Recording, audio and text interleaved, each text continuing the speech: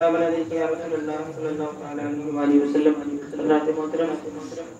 अशफाक अहमद साहब ने इस सारे सवाब के ताल्लुक से महफिल पाक का इनेका किया।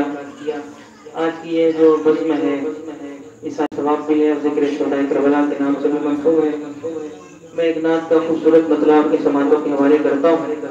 एक मरतबा और पूरा मजमा नबी और आले नबी और सल्लल्लाहु अलैहि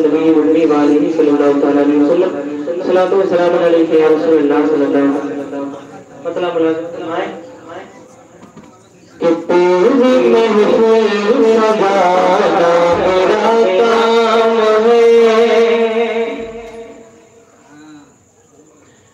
तेरी महफिल सजाना मेरा काम है, तेरी महफिल सजाना मेरा काम है, इसमें तशरीफ लाना तेरा काम है, तेरी महफिल सजाना मेरा काम है, इसमें तशरीफ लाना तेरा काम है, तेरी महफिल सजाना मेरा काम है, इसमें तशरीफ लाना तेरा काम है, नात सुनना सुनाना